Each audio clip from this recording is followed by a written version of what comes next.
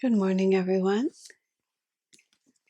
I'm Asha Nayaswami, and we're here with our fireside chats. Let's start with a prayer. Heavenly Father, Divine Mother, Friend, Beloved God, Jesus Christ, Babaji Krishna, Lahiri Mahashaya, Swami Sri Yukteswar,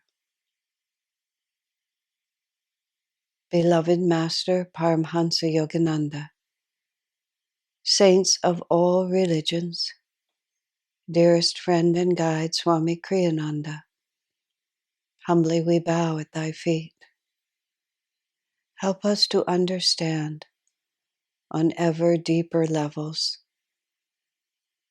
the nature of happiness, the cause of suffering,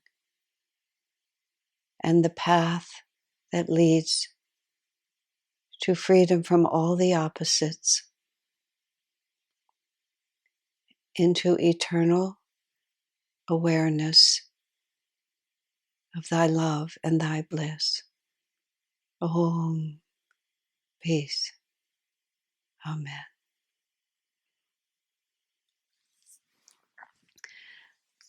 Just thinking about what might be of interest. These shelter-in-place Satsang started out with the thought they wouldn't last very long, but now we're into months and months, and I'm enjoying talking with you all, and enough of you seem to be listening in real time or later that it's definitely worth continuing. So I've just had the fun opportunity of just casting my mind about what would I like to talk about and what might be of benefit to people. Every year, for many years, we've done a program that we call a Guru Day Retreat. Naturally, it's always been in person. It's been in the context of our community, where we have a large open green area and we've put up shrines, permanent shrines to all 5 of our gurus. And on that event, we generally hold it around Guru Purnima, which is the full moon in July. It's a very auspicious day, and that seems like a good day for it. And we go from 6 until 10 in the evening. We decorate each of the shrines beautifully, and I or someone speaks specifically about each guru. We chant, we meditate, we offer candles, and we start in the sunset and we end in the dark. And as the natural light fades, the number of candles in each of the shrines increases, and the result is much more than the sum of its parts. I've discovered through my experiences of Ananda that some of the spiritual events that we put together are just much more than the sum of their parts. There's no objective explanation for the gradual increase of magnetism that many people share. And the Guru Day Retreat, as we call it, is definitely one of those. This year, because we haven't been able to be together, we decided to put the event off until the end of August, even though we're way far from Guru Purnima, in the hope that by then we would be able to have more physical proximity. That may prove to be a pipe dream, but nonetheless. But thinking about missing that opportunity, I started contemplating, in fact, someone else suggested, maybe I should just go through each of the 5 gurus that we have and just talk about as I would at that event. But I realized that perhaps this opportunity can take us back a little bit farther. I feel it's very helpful on the spiritual path to spend time, you might even say re-examining our first principles, but I don't mean re-examining them from the point of view of doubting whether we still hold to them, but because since spiritual evolution is what I would call, it's like climbing a winding staircase. My picture of how karma works, which is just an image that I find beneficial.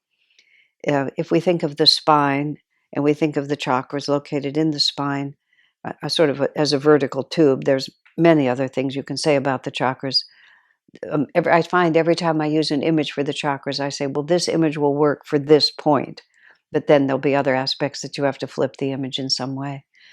But if we think of the spine as a vertical tube running down the center of the body, not the bumpy points on the back, but just a plumb line, as if literally, which is actually true, a plumb line were dropped, and then like I don't know if you've ever put a stick into sugar water and had the crystals kind of gradually attach, and you can pull the stick out and you have the crystals all around this stick. Sugar crystals. As a child, we used to love to eat those. I mean, I remember I used to make a margarine and white sugar sandwich on a piece of white bread. Kind of hard to imagine that it was possible to grow up eating food like that. Just after I left home, my mother discovered Adele Davis and health food. And I remember just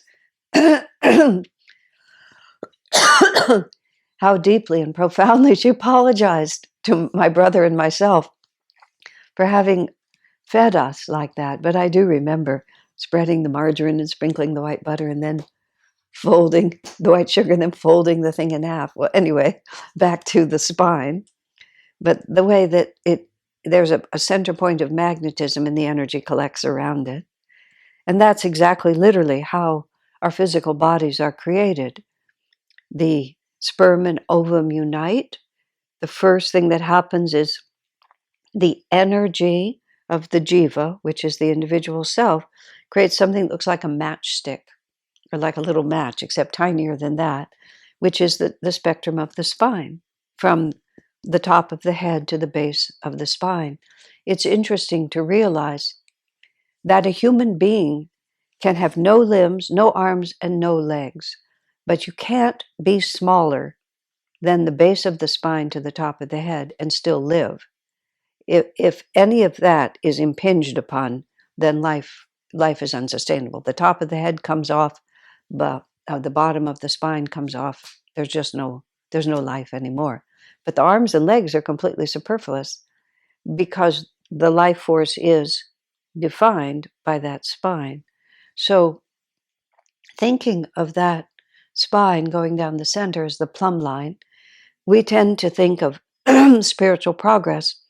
And it's not untrue as we progress from the base of the spine up to the top. But that causes us to think that as we cross every level, that it's totally behind us. And all of this is to say that that isn't actually how any of us experience it. It's more like the lines of karma are vertical. And they're vertical. This is just for the sake of images. This is not really metaphysics. They're vertical of varying widths so that it can be quite wide for a period of time. It can get so narrow as to almost disappear and then suddenly burst out again. And then imagine our progress as climbing a spiral staircase where the spine is always on the, let's just say on the left side, and we just keep going up. And the quality of our life is determined as we progress, making one circumference of that spine, depending on what stripe of karma we're working with. So we can suddenly find ourselves just immersed, maybe for a very, very long time.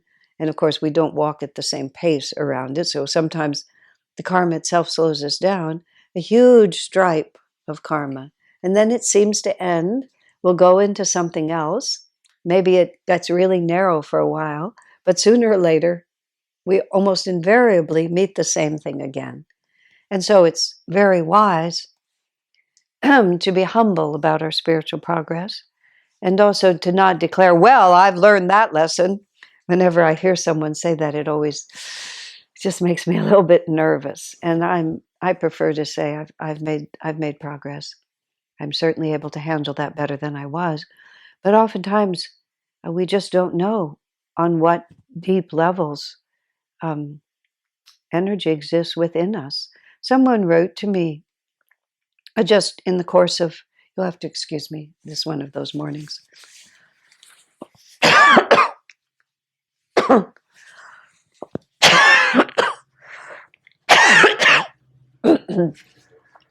There, I think I'm better. Somebody wrote to me, and he wasn't talking about our path, but he was talking about some path he'd studied. And one of the practices, whenever any feeling came into them that disturbed their energy, they asked 3 questions. What is this feeling? What does it want? And can I let it go? And I've actually found those to be quite interesting. When something comes and disturbs my energy, living as we do in this, where stimulation, at least in the life I'm living, I'm much less stimulated from the outside because my world is quite confined. So it's interesting when my consciousness is disturbed, there are fewer possibilities about why that happens. And this morning, I woke up with I felt uncomfortable, and I thought to myself, what have I done? I couldn't remember anything that I'd done. And then I realized that some very old issues it had just come up and it wasn't anything personal, but issues that I'd been involved in 20 years ago were now being handled and dealt with by other people. And I realized just exactly those 3 questions were the issue. It's like I suddenly had a great deal of unsettled energy in regard to issues that I thought were long past. And I thought to myself, what is this feeling? What does it want? And do I have to hold on to it? Can I just let it go? I haven't answered any of those questions, but it was extremely interesting to me to see how useful that is. Even what am I feeling? I still don't know, but what am I feeling? But I can suddenly see that whereas I thought this stripe of karma had gone to nothing, it's bubbled out again, and here I am, and all of a sudden it's slowing down my energy. So all of this is by way of introduction, actually, to talking about the path of a disciple. And I'm talking in very general terms about the spiritual path, but the question of the path of discipleship is a very specific way of going towards self-realization. And I have Autobiography of a Yogi in front of me because the first sentence of Autobiography is extremely interesting. A friend in the community um, made up a game called Autobiography of a Yogi Trivial Quiz. Not that anything in here is trivial, but he developed a lot of questions about obscure aspects of Autobiography of a Yogi, and we've riffed off of that a number of times. We've had an annual members party just once a year. Everyone who supports our church and is a member, we get together and just celebrate the wonderful work and our wonderful friendships. And sometimes we've played this game where there'll be 10 or 20 or 30 questions that are very obscure facts of Autobiography of Yogi, and a table of people will work together. And one of the ones that um, often stumps people is the question, what is the first sentence of Autobiography of a Yogi? Not the preface or the introduction, but the first sentence of the text. Everybody says, oh, that's really easy. And they'll recite what I'm about to read. The characteristic features of Indian culture have long been a search for ultimate verities and the concomitant, and this is where it falls down. Almost everyone says the concomitant guru-disciple relationship. But aha, that's not true. It actually says the concomitant disciple guru relationship. And that's sort of what I want to make as my starting point of the discussion this morning. Everyone thinks that the guru comes first because that's just how you think about it. Also, guru disciple has a more euphonic way of saying it. The rhythm seems better, so the mind just automatically shifts it, but it's disciple guru. And so when we start talking about the path of discipleship, that little bit of a switch is vitally important. It's also vitally important because, of course, my discipleship path was settled 50 years ago, but I know many of you who are listening to this will not necessarily have felt that you found your home, or even if you are inclined toward the line of gurus that has guided me, you might not be completely settled in that, and then I'll even add the third, even if we're completely settled, this is the first sentence of Autobiography of a Yogi, and therefore we can probably keep learning. I certainly heard Swami Kriyananda speak on the same subject probably literally hundreds of times, fundamental subjects. But every time I heard him speak, I always learned something I didn't know. He was original in the way that he spoke. He spoke extemporaneously. He never spoke from notes. So literally, he could teach the basic Hong Sau meditation technique from, well, utterly limitlessly numbers of angles because he just did. But the bigger reason why one would learn every time is because I'm different. And words represent vibrations of consciousness.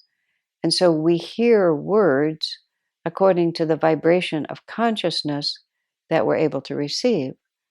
So as our personal vibration changes, the same words can be spoken to us. But just take the word disciple. Before we have any experience of what it means to be a disciple, it's a word and it's interesting. But after we have found a way to be a disciple, then every time we hear that word, it conjures up a whole different realm of understanding and experience. And God is love. You can say that over and over, but as you gradually begin to know it, what you heard, what we felt the first time it was spoken bears no relationship whatsoever to what we hear toward the end. So the other advantage and universal application of recognizing that the concept of disciple comes before the concept of guru is that it gives everyone something to do, whether or not you have found your path or not. And it also gives a vital piece of instruction for all of us who have. So we have to ask the question but what is it to be a disciple? What does that word actually mean at all? And then I'm going to go back again to why Master put it in the order that he did. We hear it spoken repeatedly when the concept of guru is defined, that the guru is a fully self-realized master. The guru has no karma. The guru has no necessity whatsoever to take a physical body. The guru does it precisely and only for the service of others. Also, that the guru's consciousness is untouched and unchanged by the experiences of this world. So the guru is always emanating the pure, uninterrupted, unshadowed light of the infinite.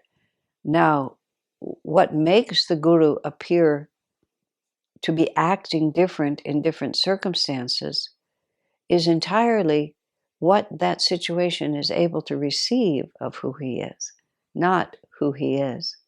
There's an incident in the life of Christ where, in the Jewish tradition, there was a tradition, strong tradition, actually I believe still is a tradition, of the coming of the Messiah. True Judaism is Sanatan Dharma. I say true Judaism meaning once you parse apart all the dogmas and so on that overlay it, the fundamental principles of Judaism are pure Sanatan Dharma. It even includes reincarnation and karma and all those same points. When I was in Israel last January, I had the privilege of meeting a scholar of the Kabbalah. And he, everything he said was exactly what I would say. And I don't mean, he agreed with me. I mean, both of us agreed with the eternal truth. He was presenting Judaism, and it was the path of self-realization. So I want to make distinctions here. So Judaism itself has the tradition of a God-realized master descending to save the people. That tradition has been overlaid again and again, like Christianity, like Hinduism, with lesser interpretations. I should say, thin coats of paint that gradually become a huge huge wall between revelation and what they call religion now. So in the life of Jesus at that time, they were expecting the Messiah. And the even deeper tradition is that the Essene community was the enduring remnant of the true Sanatana Dharma. The power and the attention of Judaism had shifted to the temple and the priests. But the tradition is also that the Essenes were actually holding the true teaching of Moses. And so this is all just by way of context. And that actually, many of them knew that the Messiah was to be born, and when Jesus came, they were not surprised. But nonetheless, there was this constant theme in the life of Jesus. Who is he? Is he the Messiah? Is he the one who's chosen? What does the Messiah look like? Is he, why is he doing miracles? It was just this, that was the thing that went on all around him. And they always wanted him to say yes or no, and he always gave a somewhat nuanced answer so that people had to feel it from inside themselves. But at a point in his ministry, somewhat, his ministry, his public ministry was 3.5 years, but it was before the end, and somewhat longer before the end. He went off to an isolated place, and he went to the top of a mountain with his disciple John and Peter. And it's called the Mount of Transfiguration, because when they were there, suddenly Jesus appeared in his full glory. And until that time, he'd been walking around with them, seeming certainly wise and doing rather remarkable things, but for the most part, he just appeared to be one of them. But on the mountain of Transfiguration, suddenly both Peter and John saw him in his true nature, is how we would put it. And Moses appeared on one side of him and Elijah appeared on the other. And the point of that was because Elijah and Moses were both revered as I don't know how they would call it, but certainly they were the symbol of the truth of Judaism. And Elijah had promised that he would return, or that the power that was him would return. So Moses and Elijah being on either side of Jesus pretty much confirmed that he was the chosen one that had been sent. Now, for reasons of his own, Jesus swore the disciples to secrecy. He did not want them to tell others that they had witnessed him in his true form. It's fascinating because in the Bhagavad Gita, much of the Bhagavad Gita leads up to the point where Krishna reveals to his disciple Arjuna his true form. And it's exactly the same. Suddenly, Krishna is not Krishna anymore. Krishna is the infinite universe in all its power. And in the Bible, when Jesus appears in this way, John and Peter became frightened and actually just swooned. They just fell down in a swoon because it was more than they could take in. And in the Gita, Arjuna sees Krishna in his true form, then begs him to return back to the Krishna that he loves, because it's just more than the disciple can absorb. But this is how the stories are told. In any case, it's the same story in both realities. So the Guru, for our sake, he masks himself and opens the window to his true consciousness. Let me phrase it differently. The disciple magnetizes the opening from the Guru in exact proportion to how much we can receive. And that's why John in the Bible says, as many as received him, speaking of Jesus, to them gave he the power to become the sons of God. And you would think, well, why wouldn't everyone receive him? Well, sometimes it's kind of an informative exercise. When you're meditating or just sitting having your breakfast, what would happen if at this moment you actually had the choice to leave absolutely everything behind? Everything. Everything that you call yourself, your personality, the people that you love, the circumstances you depend on, the desires that you have, just try to feel within yourself. If you were given a split-second opportunity to depart completely, what would happen? A friend of mine who came very near to dying after a serious operation, and he didn't, but he talked about it later. He said, "It's just not that it wasn't that easy to get out of my body." And he came back because he felt called back by unfinished karma, but he also commented just how complicated the threads of karma are and how twisted they are all through our consciousness. So that's why we have difficulty magnetizing the opening. The guru's consciousness is always the same. That's hard for us to understand. It's always the same. They wear the mask of ordinary humanity. In a sense, you might say the mask of ordinary humanity, we clothe them in the mask of ordinary humanity. I mean, I don't think that's metaphysically exactly accurate, but we clothe them in that by our inability to see. So when we're in relation to the Guru, inwardly, in person, through reading the Bible with Jesus, wherever that is, it's an exchange of vibration. Whether they're sitting there having a man or a woman is sitting there having tea with you, or you're reading the Bible centuries later, it's a vibratory relationship, and our vibration, the magnetism of our sincere vibration, is what opens that window. I mean, I remember as I began to immerse myself in the Bible, which I've done over many years.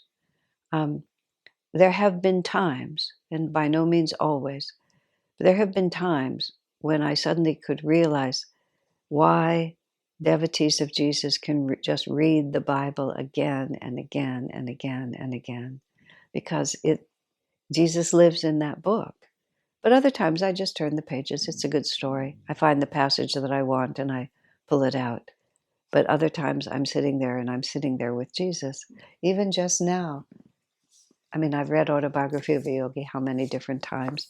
I was presuming I'm going to read it again recently. I decided I would start. I just read just the first 3 paragraphs. And I thought, my gosh, like, why am I not reading this all the time? But I do read this a lot.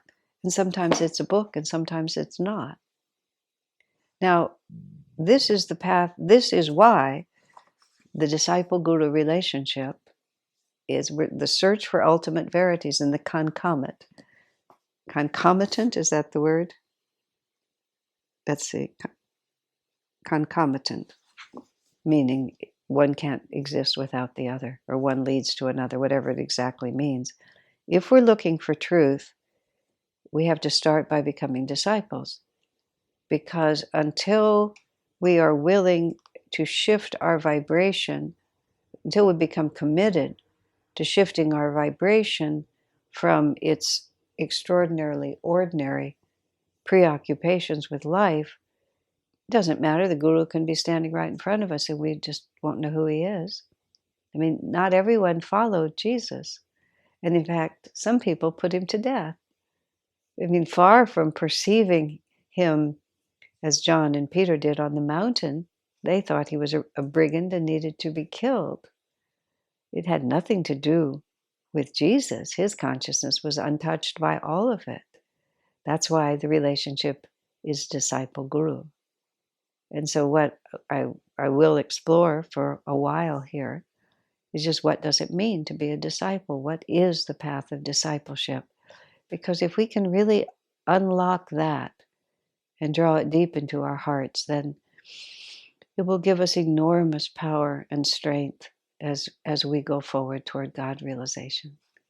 God bless you, my friends.